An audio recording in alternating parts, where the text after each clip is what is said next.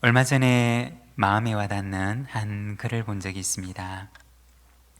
잠깐 소개를 하면, 나이팅게일이라고 하는 새는 모두가 잠든 밤에 아름다운 소리로 노래를 하기 때문에 밤의 꾀꼬리라고 하는 별명을 가지고 있다고 합니다. 그런데 사실 이 새는 밤에만 노래를 하는 것이 아니라 낮에도 노래를 하고 밤에도 노래를 하고 언제나 같은 목소리를 가지고 노래한다고 합니다. 그렇지만 낮에는 다른 새들의 노래소리에 묻혀서 들리지 않다가 밤이 되어서 모든 새들의 소리가 잠잠해졌을 때 비로소 이 나이팅게일의 아름다운 노래소리가 어두운 밤을 가득 채우며 들려온다고 합니다.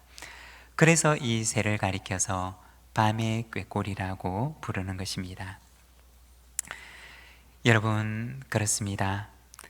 모든 새들이 지저귀일 때는 나이팅게일의 아름다운 소리가 들리지를 않습니다. 다른 소리들이 잠잠해지는 밤이 되어야 하지만이 나이팅게일의 그 아름다운 노래소리를 들을 수가 있는 것입니다. 온 밤을 가득 채우는 하나님의 소리를 듣기 위해서는 어떻게 해야 할까요? 내 영혼을 가득 채우고 있는 욕심의 소리, 고집의 소리가 잠잠해져야지 우리는 비로소 하나님의 소리를 또렷하게 들을 수가 있습니다. 하나님의 소리를 더욱 크게 들을 수 있도록 나의 소리를 낮추고 하나님의 소리에 귀를 기울이는 저와 여러분, 우리 모든 믿음의 가족들이 되시기를 바랍니다. 우리가 다음 주일 11시 예배 시간에는 지난번 선거를 통해서 피택이 되었던 37분의 피택자들을 온 교회 앞에서 임직하는 시간을 가지게 됩니다. 교회의 직분자를 세우는 일을 앞두고 일꾼을 세우는 교회라고 하는 주제를 가지고 오늘부터 3주 동안 사도행전 13장 말씀을 통해서 우리가 하나님의 말씀을 묵상하고자 합니다. 여러분, 교회의 직분자를 세우는 거룩한 일이 세속적인 일이 되지 않도록 기도해 주시고, 하나님께는 영광이 되고 교회는 기쁨이 되며 모든 임직자들에게는 하나님 앞에 헌신을 다짐하는 결단의 시간이 될 수 있도록 여러분 함께 기도해 주시기를 부탁드립니다. 오늘은 우리가 일꾼을 세우는 교회 금식하며 라고 하는 제목을 가지고 하나님의 말씀을 함께 묵상하고자 합니다. 오늘 우리가 함께 읽은 이 사도행전 13장의 말씀은 기독교회사에 있어서 가장 중요한 시점에 서 있는 안디옥 교회의 모습을 보여주고 있습니다. 마치 이 시기를 비유하자면은 동그란 껍질 속에 갇혀져 있는 아기 새가 그 작은 부리를 가지고 자기를 감싸고 있는 그 껍질을 깨뜨리고 알 밖으로 머리를 내미는 순간이라고 이야기할 수가 있을 것입니다. 그 알 바깥에는 어떤 미래가 기다리고 있는지 알 수가 없지만, 그러나 하나님께서 인도하실 미래를 향해서 얼굴을 내미는 순간이라고 말할 수가 있습니다. 오늘 우리가 읽었던 이 본문의 말씀은 그 당시 안디옥 교회의 모습을 우리에게 보여줍니다. 1절과 2절의 말씀을 보면 이렇게 말씀을 합니다. 안디옥 교회에 선지자들과 교사들이 있으니 곧 바나바와 니게르라 하는 시므온과 구레네 사람 루기오와 분봉왕 헤롯의 젖동생 마나엔과 및 사울이라. 주를 섬겨 금식할 때 성령이 이르시되 내가 불러 시키는 일을 위하여 바나바와 사울을 따로 세우라 하시니. 여기 사도행전 13장의 말씀을 보게 되면 안디옥 교회를 섬기던 5명의 지도자를 우리에게 보여주고 있습니다. 바나바와 시므온과 루기오와 마나엔과 사울이라고 하는 5명의 지도자의 이름을 우리에게 보여줍니다. 이들은 서로 다른 배경을 가진 사람들이었고, 그리고 서로 다른 출신의 사람들이었습니다. 바나바는 구브로 출신이었고 예루살렘 교회의 파송을 받아서 안디옥 교회에 왔던 사람이었습니다. 그리고 시므온이라고 하는 사람은 니게르라고 하는 별명을 가지고 있었는데, 이 니게르라고 하는 말의 뜻은 얼굴이 검은이라고 하는 뜻을 가지고 있습니다. 성경을 연구하는 학자들은 추정하기를 아마도 이 사람은 아프리카 출신의 사람이었을 것이다 라고 얘기를 합니다. 그리고 루기오라고 하는 사람은 구레네 출신인데, 이 구레네라고 하는 곳 역시 북아프리카에 속한 지역이었습니다. 이어서 나오는 마나에는 유대식 이름으로는 므나헴이라고 불리는 이름인데, 그는 분봉 왕 헤롯의 젖동생이었다고 이야기를 합니다.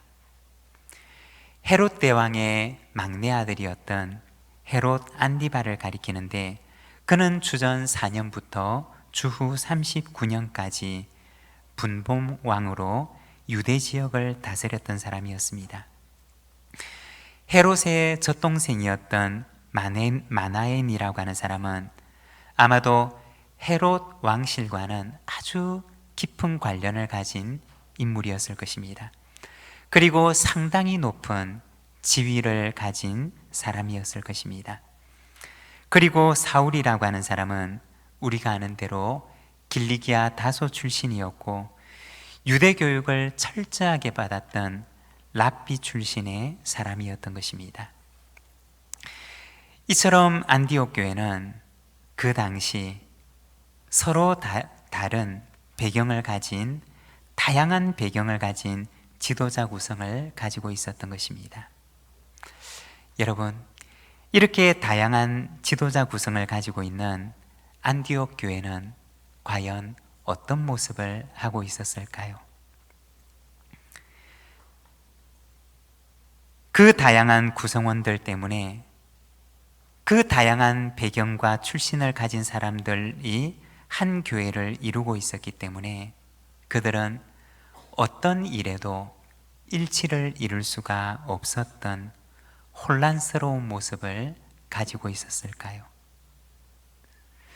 우리가 안디옥 교회의 모습을 보게 되면 그들이 가지고 있었던 외적인 구성이나 조건들은 충분히 그럴 수 있는 요인들을 담고 있었습니다. 그렇지만 우리가 성경을 통해서 보는 안디옥 교회는 그렇지 않았던 것을 보게 됩니다. 오히려 안디옥 교회는 그 당시 교회가 당면했던 여러 가지 문제들을 일치하는 마음을 가지고 하나씩 해결해 나가게 됩니다. 그리고 이때 그들을 하나 되게 했던 것은 다름이 아닌 자신의 목소리를 낮추고 성령님의 음성에 귀를 기울이고자 했던 그들의 순종의 마음이었던 것입니다. 이것을 다른 말로 표현을 하자면 바로 로드십이었던 것입니다. 로드십이라고 하는 말 가운데 로드라고 하는 말은 주인이라고 하는 뜻을 가진 말인데, 안디옥 교회는 하나님의 주인 되심을 철저하게 인정하며 하나님께서 그들에게 말씀하시는 하나님의 음성에 그들은 온전하게 순종했던 교회였던 것입니다. 그들 가운데 있었던 바로 이 로드십, 하나님의 주인 되심을 인정하는 그 마음이 그토록 다양했던 구성원들을 하나 되게 만들었던 힘이었던 것입니다.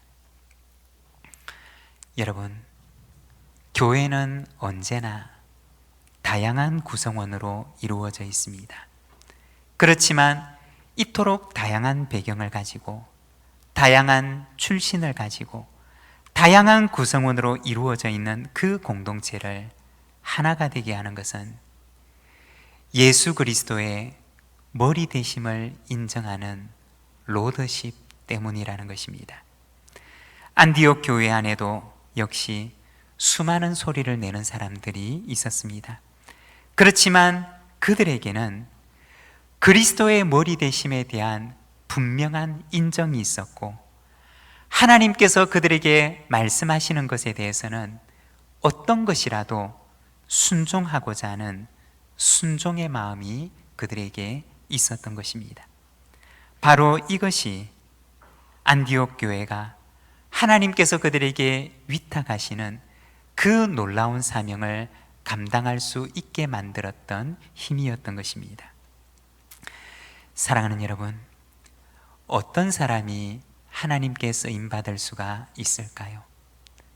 어떤 교회가 하나님께 쓰임받는 교회가 될 수 있을까요? 그것은 그리스도의 머리 되심을 인정하고 자신의 소리를 낮추고 하나님의 음성에 순종할 준비가 되어져 있는 사람, 순종할 준비가 되어져 있는 교회, 바로 그가 하나님 앞에 쓰임받을 수 있는 존재라는 것입니다.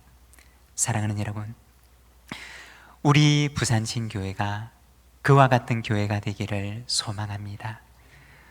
우리 부산진교회 모든 성도들이 하나님 앞에 그와 같은 사람이 되기를 원합니다. 그리할 때 하나님께서 우리 교회를, 하나님께서 우리를 하나님의 귀한 일에 쓰임받게 하는 사람이 되게 할 줄로 믿습니다. 안디옥 교회는 성령님의 음성을 듣고 그 말씀에 순종하며 하나님의 계획을 따라가게 됩니다. 3절 말씀을 보게 되면 안디옥 교회의 순종의 모습을 보여주는데, 우리 3절의 말씀을 함께 봉독하겠습니다. 이에 금식하며 기도하고 두 사람에게 안수하여 보내니라. 아멘. 오늘은 우리가 이 3절 말씀 가운데 금식하며 라고 하는 말에 주목하면서 금식하는 안디옥 교회를 통해서 금식의 의미에 대해서 우리가 잠시 함께 말씀을 묵상하고자 합니다. 여러분, 금식이란 어떤 의미를 가진 말일까요? 금식이라고 하는 이 행위 속에는 어떠한 영적인 의미가 담겨져 있는 것일까요? 먼저 첫 번째로, 금식은 죄에 대한 회개를 의미하는 것입니다. 우리가 성경을 보게 되면 금식에 대해서 이야기를 하는 본문 말씀들을 간혹 만나게 됩니다. 그때 이 금식이 가지고 있는 의미는 슬픔의 의미를 가지고 있습니다. 음식을 먹을 수 없을 정도의 극도의 슬픔을 표현할 때 그들은 금식했던 것입니다. 사무엘하 12장의 말씀을 보게 되면 다윗이 우리아의 아내 밧세바를 통해서 아들을 낳게 되는데, 하나님께서 나단 선지자를 보내서 다윗에게 말씀하십니다. 그 아이가 죽으리라. 그리고 그때부터 이 아이가 중병을 앓게 되는데, 이때 다윗은 하나님께서 자신을 긍휼히 여겨주시기를 기도하면서 금식하며 자신의 슬픔을 표현하게 됩니다. 그리고 사무엘상 7장 6절의 말씀을 보게 되면 그들이 미스바에 모여 물을 길어 여호와 앞에 붓고 그날 종일 금식하고 거기에서 이르되 우리가 여호와께 범죄하였나이다 하니라. 사무엘이 미스바에서 이스라엘 자손을 다스리니라. 이 사무엘상 7장의 말씀에서는 미스바에서 금식했던 이스라엘 백성들의 모습을 보여주는데, 이 금식은 죄에 대한 슬픔, 죄에 대한 회개의 표현으로 그들은 금식하게 됩니다. 이처럼 금식이라고 하는 것은 개인적인 슬픔, 혹은 한 걸음 더 나아가서 하나님 앞에서 자신의 죄에 대한 극도의 슬픔을 표현할 때 그들은 금식을 통해 하나님 앞에 자신의 마음을 표현했던 것입니다. 여러분, 금식이란 무엇일까요? 금식이라고 하는 것은 자신의 죄에 대한 아픔과 슬픔을 표현하는 행위입니다. 그리고 하나님 앞에서 자신의 지난날의 죄성을 내려놓기로 결단하는 것을 말하는 것입니다. 이번에 피택자 교육을 하게 될 때 하나님의 일꾼, 성품으로 일하라고 하는 주제를 가지고 갈라디아서 5장 말씀을 통해서 성령의 9가지 열매에 대해서 말씀을 묵상하고 의미를 살피며 우리 자신을 돌아보고 기도하는 시간을 가졌습니다. 갈라디아서 5장의 말씀을 보게 되면 육체의 일과 성령의 열매에 대해서 말씀을 하면서 이 둘을 서로 대조하며 말씀을 합니다. 갈라디아서 5장 17절의 말씀을 보게 되면 육체의 소욕은 성령을 거스르고 성령은 육체를 거스르나니 이 둘이 서로 대적하므로 너희가 원하는 것을 하지 못하게 하려 함이니라. 이 갈라디아서 말씀을 보게 되면 육체의 소욕과 성령의 열매는 서로를 대적한다고 말씀을 합니다. 육체의 일을 행하고자 하는 사람은 성령의 열매를 맺을 수가 없고, 성령의 열매를 맺는 사람은 육체의 소욕을 따라가지 않는다는 것입니다. 육체의 일은 성령의 열매를 맺지 못하게 하고, 성령의 열매는 우리로 하여금 육체의 일로 끝나지 않게 한다는 것입니다. 그리고 우리의 신앙생활은 언제나 이 둘 사이에 서 있다는 것입니다. 성령을 따라 행하고자 하는 마음과 육신의 욕심을 따라 행하고자 하는 마음, 이 둘이 서로 우리 안에서 싸움을 하는 것입니다.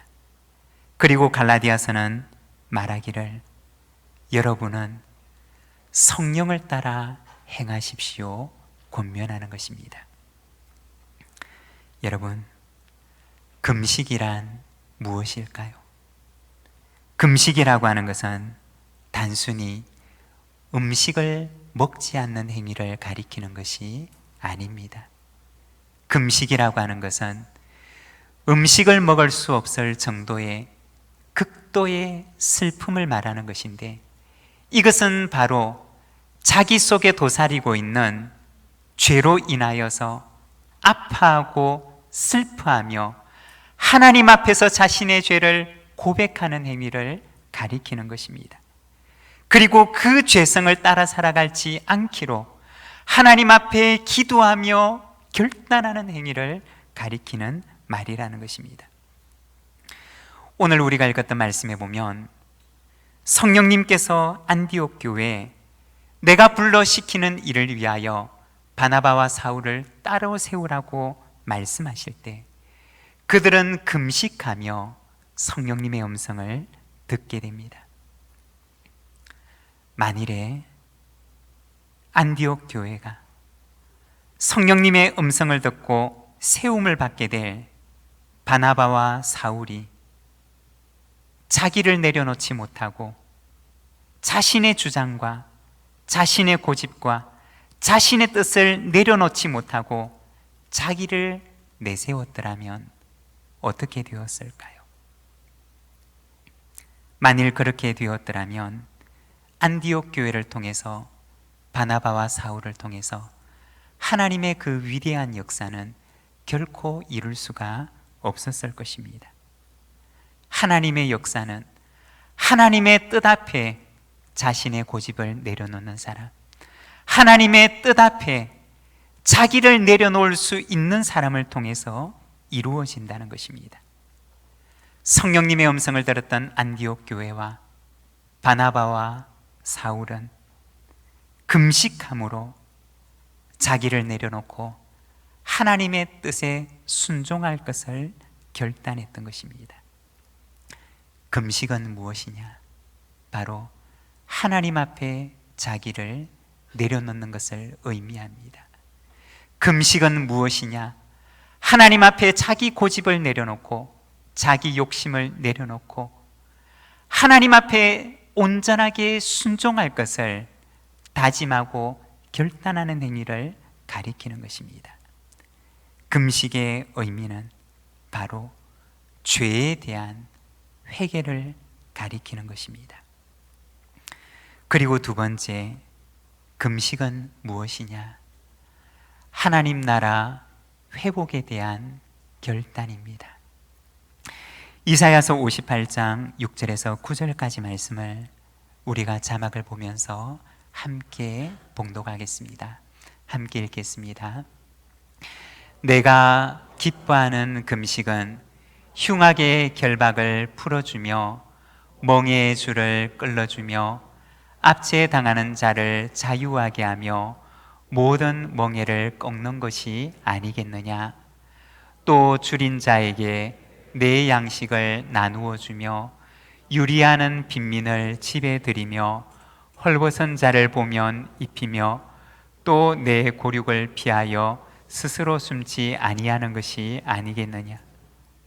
그리하면 내 빛이 새벽같이 비칠 것이며 내 치유가 급속할 것이며 내 공의가 내 앞에 행하고 여호와의 영광이 내 뒤에 호위하리니 내가 부를 때에는 나 여호와가 응답하겠고 내가 부르짖을 때에는 내가 여기 있다 하리라. 아멘.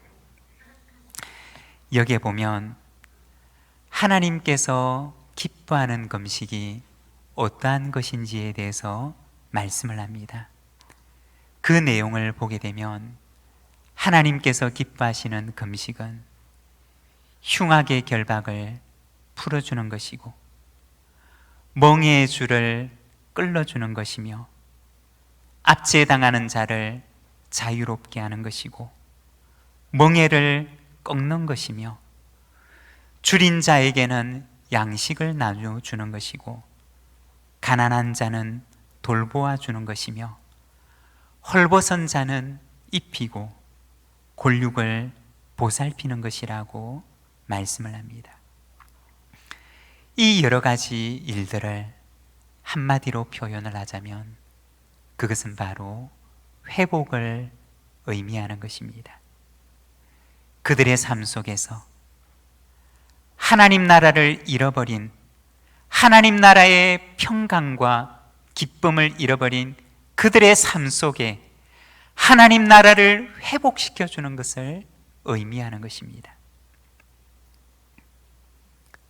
다르게 생각을 해보면 그들을 결박하고 그들의 어깨에 멍에를 메우고 그들을 압제하고 그들을 가난하게 하고 그들을 헐벗게 했던 이가 누구일까요? 무엇이 그들의 어깨에 그토록 무거운 멍에를 메워 놓았던 것일까요?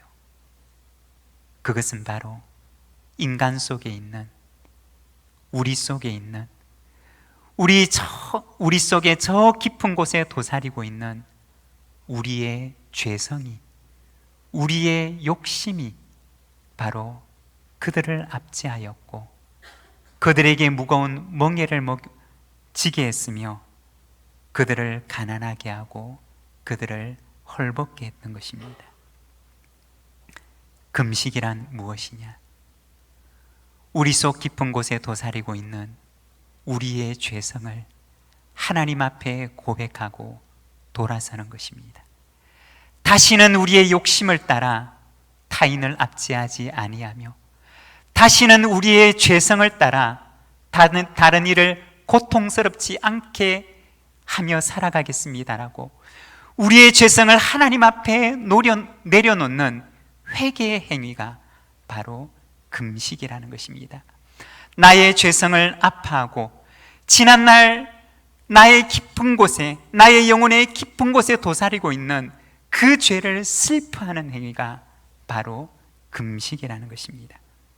그리고 그들의 삶 속에 하나님의 나라를 회복시켜주는 삶을 살아갈 것을 다짐하고 결단하는 것이 바로 하나님께서 기뻐하시는 금식의 행위라는 것입니다.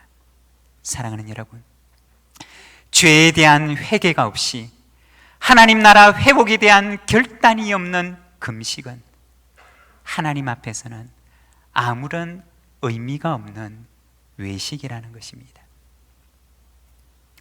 금식이라고 하는 것은 단순히 음식을 먹지 않는 것을 의미하지 않습니다. 금식이라고 하는 것은 단순히 한 끼 식사를 거르는 것을 의미하지 않습니다. 참된 금식은 나의 죄성을 하나님 앞에 내려놓는 것이고 하나님 나라 회복을 위해서 새로운 삶을 살아갈 것을 결단하는 것입니다. 안디옥 교회는 성령님의 음성 앞에서 금식함으로 하나님의 음성에 순종했던 것입니다. 자기를 내려놓고 하나님 나라 회복을 위해서 살아갈 것을 하나님 앞에 다짐했던 것입니다. 여러분, 금식은 무엇일까요? 하나님 나라 회복을 위해서 살아갈 것을 결단하는 것입니다. 하나님 나라 회복을 위해서 자신을 헌신할 것을 하나님 앞에 다짐하는 것입니다. 이것이 바로 금식의 참된 의미라는 것입니다. 사랑하는 여러분, 우리 속에 참된 금식의 마음이 있기를 원합니다. 한 끼 식사를 거르는 것이 아니라, 한 끼 밥을 건너뛰는 것이 아니라, 나의 죄성을 슬퍼하고 지난날 나의 잘못을 하나님 앞에 아파하며 다른 일을 위하여서 그들의 삶 가운데 하나님 나라를 회복시켜줄 새로운 삶을 살아갈 것을 결단하고 다짐하며 살아가는 저와 여러분, 우리 모든 하나님의 백성들의 삶이 되시기를 바랍니다. 그것이 바로 하나님께서 기뻐하시는 금식이라는 것입니다. 금식은 무엇이냐? 세 번째, 하나님의 기억하심입니다. 금식은 하나님께서 기억하시는 행위라는 것입니다. 마태복음 16장 16절에서 18절까지 말씀을 보면 이렇게 말씀을 합니다. 금식할 때 너희는 외식하는 자들과 같이 슬픈 기색을 보이지 말라.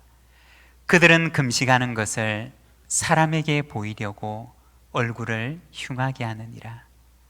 내가 진실로 너희에게 이르노니 그들은 자기 상을 이미 받았느니라.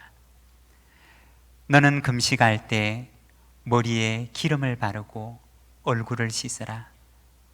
이는 금식하는 자로 사람에게 보이지 않고 오직 은밀한 중에 계신 내 아버지께 보이게 하려 함이라. 은밀한 중에 보시는 내 아버지께서 갚으시리라. 예수님께서는 제자들에게 금식에 대해서 말씀을 하시는데, 사람에게 보이려고 하지 말고 은밀한 중에 계시는 내 아버지께 보이라고 말씀을 합니다. 금식이라고 하는 것은 하나님 앞에서 하는 것임을 말하는 것입니다. 하나님 앞에서 내 마음을 결단하는 것이고 하나님 앞에서 새로운 삶을 살아가는 것을 다짐하는 것이며 하나님께 보이는 것이 바로 참된 금식이라는 것입니다. 그리하면 은밀한 중에서 보시는 내 아버지께서 너의 삶 가운데 갚으시리라고 말씀하십니다. 사랑하는 여러분, 하나님 앞에서 금식의 삶을 살아가시기를 바랍니다. 하나님 앞에서 금식의 마음을 가지고 나의 죄성을 슬퍼하며 하나님 나라 회복을 위해서 결단하고 하나님께서 나를 보신다는 사실을 기억하며 하나님 앞에 살아가는 우리 모든 믿음의 가족들의 삶이 되시기를 바랍니다. 금식은 자기를 내려놓는 것이며 하나님의 나라를 구하는 것이며 하나님께서 기억하시고 하나님께서 갚으심을 믿고 하나님 앞에 행하는 것입니다. 안디옥 교회는 성령님께서 그들에게 위탁하시는 일을 감당할 때, 그리고 이 일을 위하여서 일꾼을 세울 때 금식함으로 이 일을 감당합니다.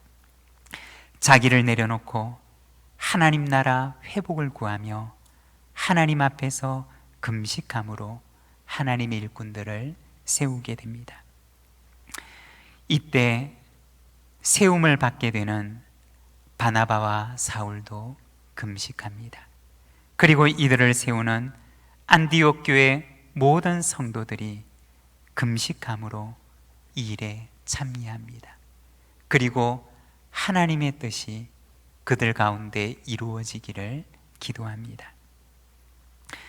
우리 교회는 다음 주일 11시 예배 시간에 성령님께서 시키실 또 다른 일들을 위하여 하나님의 일꾼들을 세우게 됩니다. 안디옥 교회처럼 나를 내려놓고 하나님의 나라를 구하는 참된 금식의 마음으로 하나님께서 사용하실 하나님의 일꾼들을 세우는 복된 시간이 되기를 소망합니다. 오늘 우리에게 주신 말씀을 생각하며 우리 시간 함께 기도하기를 원합니다. 하나님, 하나님의 나라를 구하는 교회가 되게 하옵소서. 하나님의 나라를 구하는 일꾼이 되게 하옵소서. 나를 내려놓고 하나님의 나라를 바라보는 하나님의 백성으로 살아가게 하옵소서. 우리 시간 함께 기도하며 나가겠습니다.